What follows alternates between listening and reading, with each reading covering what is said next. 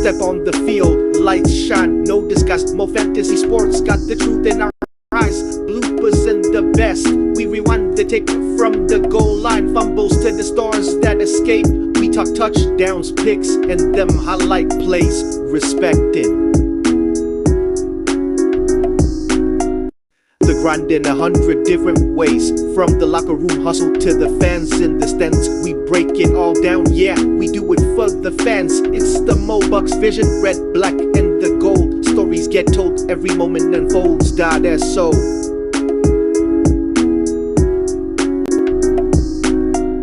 Lace up tight, cause the game don't wait. More fantasy sports where the real narrate.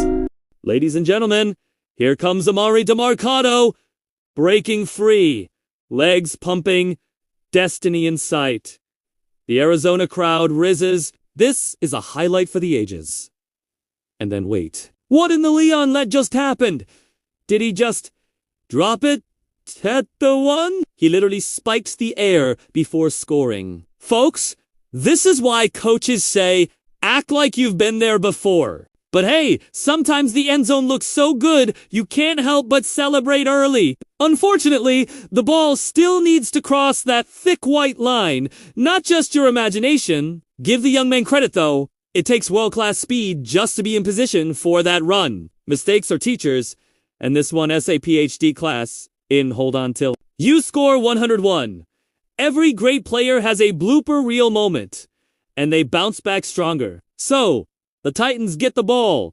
The Cardinals lose 6 points. And Demercado just auditioned for the role of most viral teaching tape of the season. Somewhere out there, Pee-wee coaches are pressing pause on this clip saying, "See kids, this is why we finished the play. Emari, we're still rooting for you. Next time, keep the football as close as your phone on game day." All right, now as we leave that wild goal line drop behind, shift your eyes to Rico Dowdle because the plot just got juicy. On October 5th, 2025, Dowdle exploded for 206 rushing yards on 23 carries and scored a touchdown to lift his team in a comeback victory. Reuters +1. That's not just a good day. That's a statement game.c.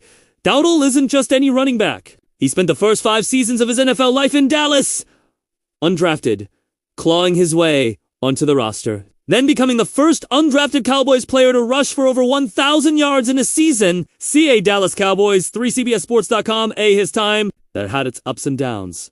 Fitting into a committee, fighting for carries, waiting for chances. Now, he's in a new uniform, but the ghosts of his past in Dallas are very real. So now, here's where it gets electric. Next up on the calendar, Dallas Cowboys. His former home turf, now the battleground. He looks across the line, sees familiar faces, arenas, maybe even old fans. He's saying, in effect, you let me walk. You gambled on letting me go. Now, I'm coming back. You can feel the tension. Already he's got momentum. Those 206 yards isn't just numbers, it's ammo. It's a message. And Dallas, they know what they lost. They know what they allowed to slip away. This matchup isn't just X's and O's. It's personal. When the whistle blows, it won't just be about runs and blocks. It'll be about redemption, proving what he always believed he could be. Rico's not just running toward Dallas. He's running into their memory. Get ready, because when those two teams meet, every carry, every yard, every break will carry weight. And from bloopers to great performance, Dowdle's story is about to hit its most dramatic chapter yet.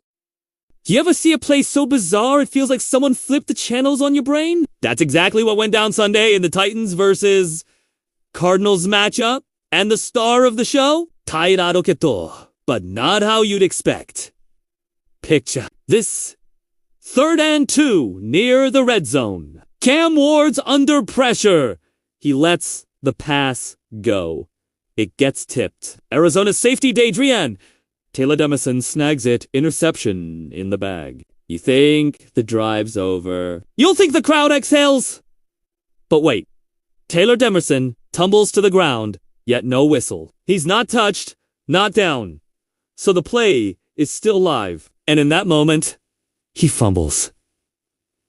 Chaos ensues. The ball becomes a live grenade.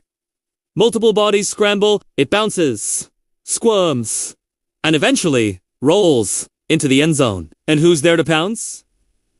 Tyler Lockett. He dives in and secures the ball for a touchdown. Pick, fumble, touchdown, picked, fumbled. 6. It's the sort of play that seems made up, but it isn't. It's football. In all its absurd and beautiful glory, this wild touchdown was a pivot in a dramatic comeback. The Titans rallied from a huge deficit to win 22-21. That play flipped momentum. It rattled Arizona's defense. It injected life into Tennessee's offense. Reuters +1. Think about it. The interception, supposed to be a silver bullet, backfired. The defender who thought he'd ended a drive instead triggered one. And the receiver, who wasn't even supposed to be central in that moment, ended up writing the headline. Now imagine Lockett looking back at Arizona, a defense that just gave you 6 points out of nothing. That's not just a score. That's a statement. In the locker rooms tonight, coaches replay that moment over and over. Don't give up. Keep your eyes on the ball. Play until the whistle. Because that's what this play reminds you. In football, until it's over, it's not over. So when we say bloopers and performance, that play is the perfect intersection. A turnover turned into a touchdown. A defensive score turned into an offensive highlight. A reminder. The wildest things in the NFL still happen. And sometimes they happen when you least expect. Lockett didn't just recover a ball, he recovered the narrative. And that's a story worth telling.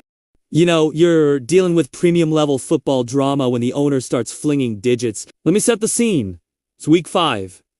Cowboys versus Jets at MetLife Stadium. The game's rolling. The players are grinding. The crowd is loud. But somewhere high up in the luxury suite, Jerry Jones gets an earful of heckling from Jets fans. And what does he do? He doesn't clap back with words. Doesn't ignore it like a billionaire sipping wine. No, Jerry goes old school. He throws the classic middle finger right there in front of the cameras, caught in hype, spread across the internet in seconds. Some people called it Savage Jerry, like he just unlocked his inner meme. Others clutched their pearls and called it classless. But me? I call it comedy! Because, let's be real, Jerry Jones is 82 years old and still out here flipping birds like a teenager in detention. The man's got billions in the bank, but still can't resist tossing out a one-finger salute when the mood strikes. Not corporate management. That's pure playground energy. Imagine the scene in his suite. He's sitting back, maybe sipping a glass of something expensive, and suddenly the inner mischief maker pops out. Time to send a little finger diplomacy to the Jets. Meanwhile, down on the field, the players are sweating, dodging hits, fighting for yards, and in the skybox. Jerry's running his own private halftime show, the one-finger offense. And you know the NFL has history with this. They want to fine Bud Adams $250,000 for throwing the double bird from a suite. So now everybody's wondering, will Jerry get the same treatment? Or will the league look the other way while he rides it off like it's just another Sunday on the ranch?